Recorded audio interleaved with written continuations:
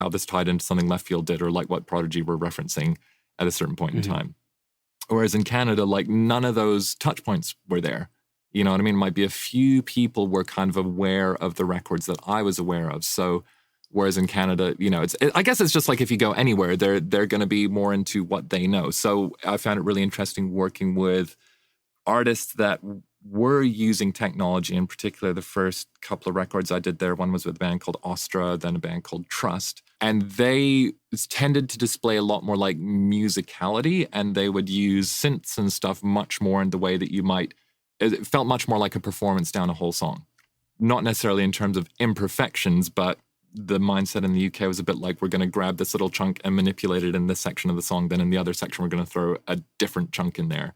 Whereas the Canadian thing was much more like, here's this cool patch. Now let me play a song on it on a keyboard.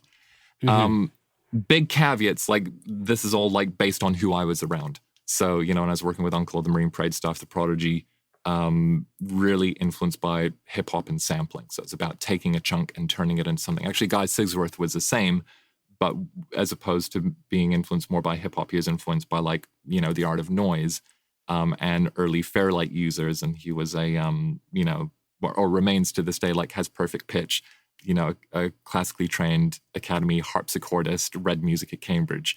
But it was still like, let's grab this chunk of something and kind of shred it into 1,000,001 pieces and turn it into something else. So, yeah. And that was actually, in many ways, that was actually part of what attracted me back to Canada. Like there's a band called Godspeed You Black Emperor. I found their record by, you know, it's just like in the stands at a record store in London, pre-iPod.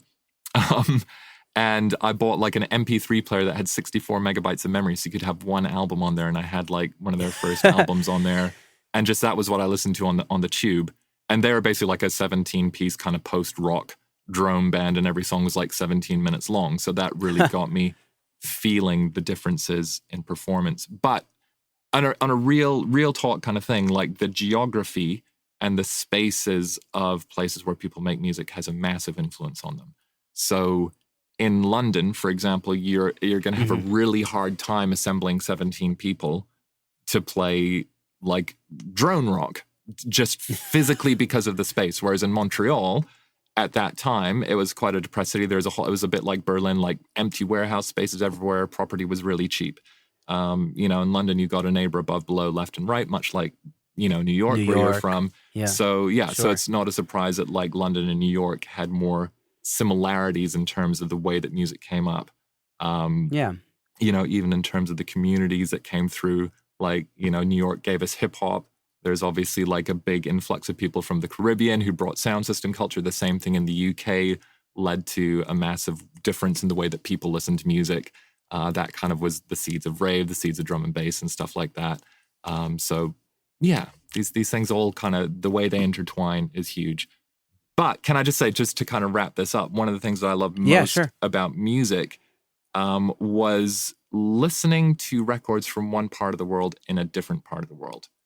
So this had a really huge influence on me. So I mentioned like starting to get all these kind of artsy kind of electronic club records in New Zealand. And instead of listening to them walking down like Brick Lane in London, where it's like rainy and gray and you're like trapped between buildings, I'd be listening to them like, and it's a full moon and I'm driving like across the bay just north of Whangarei on the way to the Bay of Islands, you know what I mean? So I'd be listening to this stuff in like quite wild natural settings, or listening to Autechre when you're driving over a mountain pass and there's like kind of grass blowing in the wind and the light's a certain way.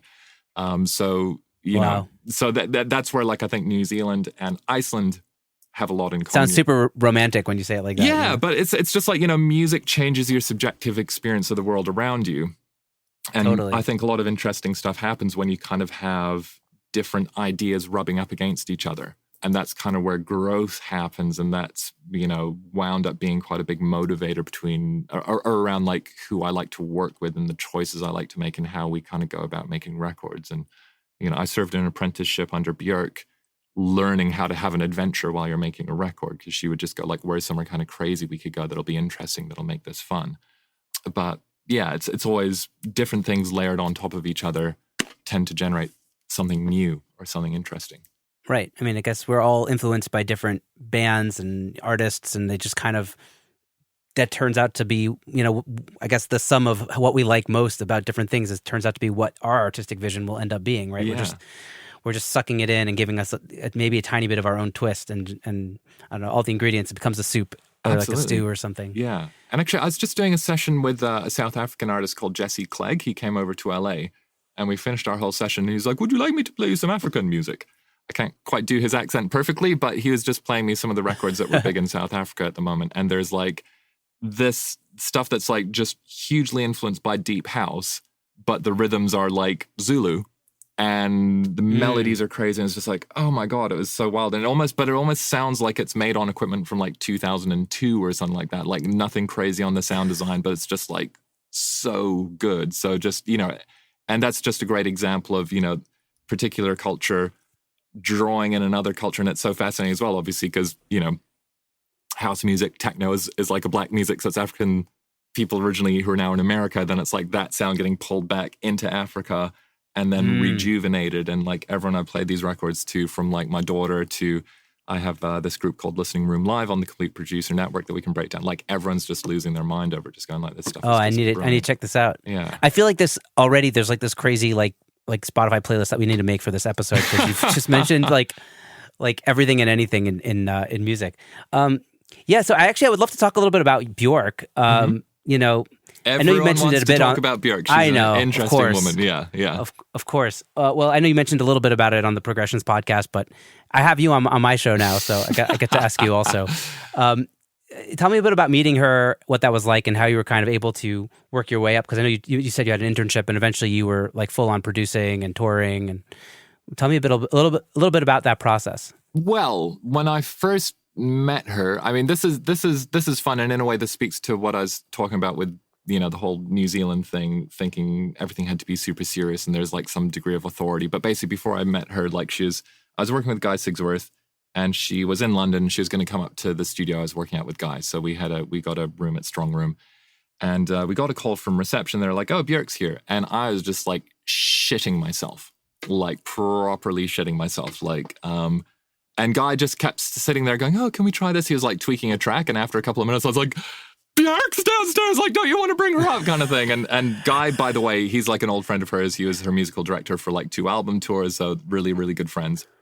And eventually he went to get her.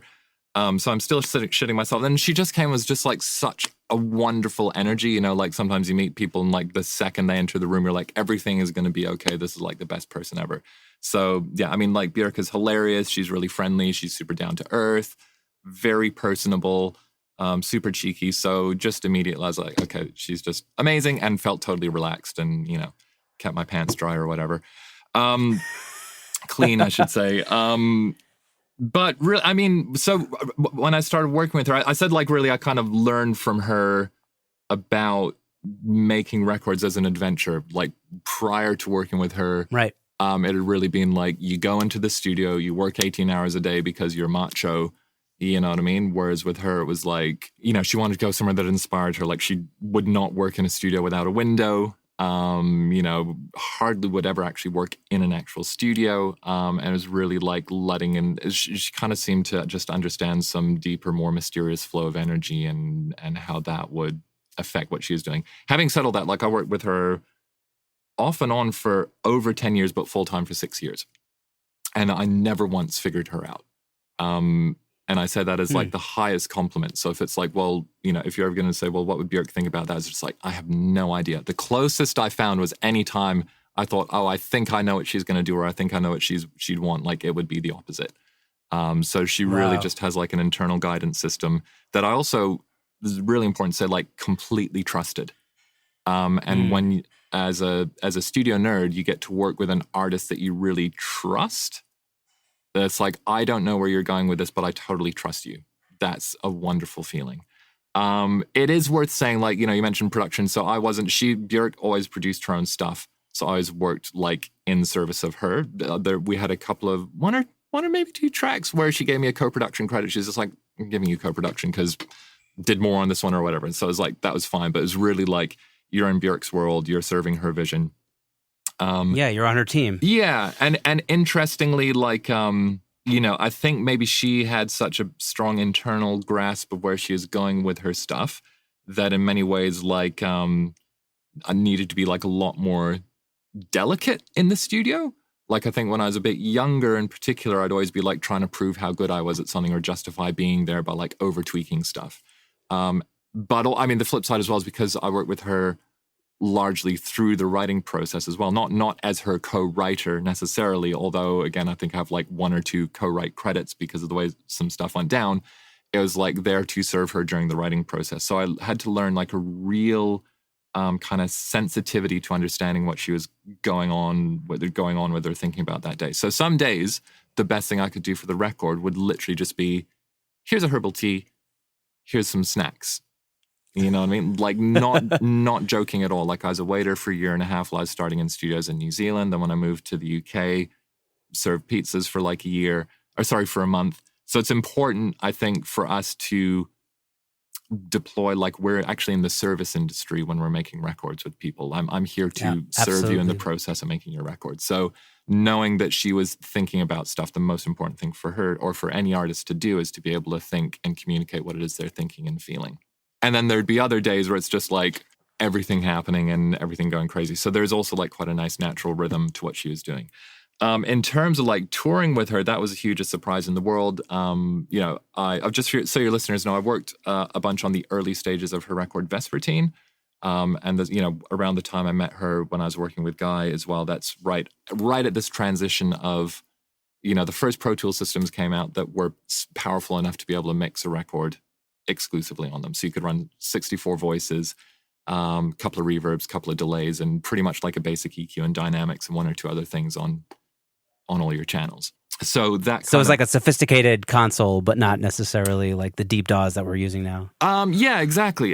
But that was what was interesting, was like Guy and I were just all about, you can't do this stuff on a console. Like, so we 100% leaned into what is the shit that you can do that's impossible if you're married to this paradigm of you have to slide a big thing up and down in a piece of metal or you have to turn a big dial.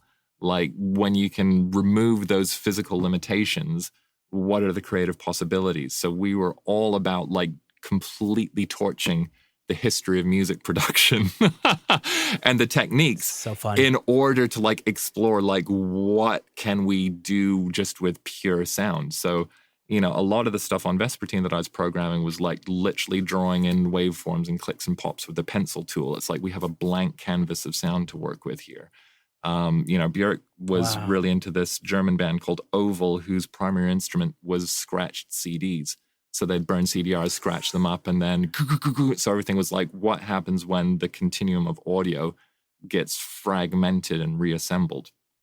And then that wound up marrying very well with, the stuff I was doing with Uncle, which was happening in parallel. So that was much more like we're taking these kind of recordings and turning them into something else. By recordings, I mean we're sampling records, basically.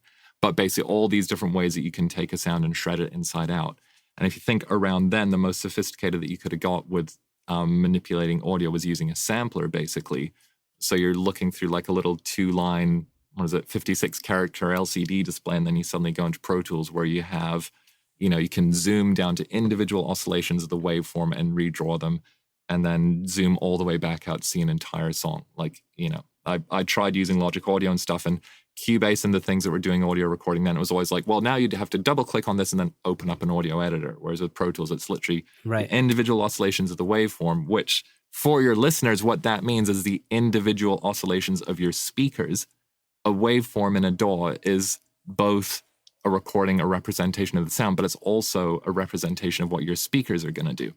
Right? Right. So you can look at, this is what how the speakers will be vibrating all the way out to like, this is the shape of the entire song top to bottom. So that kind of fractal zoom in and outiness became like a completely different way of approaching sound and thinking about sound. But, getting back to working with Bjork across her different records, she tends to have like trippy. She comes up with a really clear manifesto for each record. So on Vespertine, I mentioned Oval, but she was like, her album before Homogenic was like basically strings and distorted beats, and it was about nature in Iceland. So the distorted beats are like the volcanoes and the strings are the hills or the weather or something. Vespertine was, everything is frozen fragments of sound, so like icicles and everything. And also around that time, people started being able to get laptops. So she was thinking about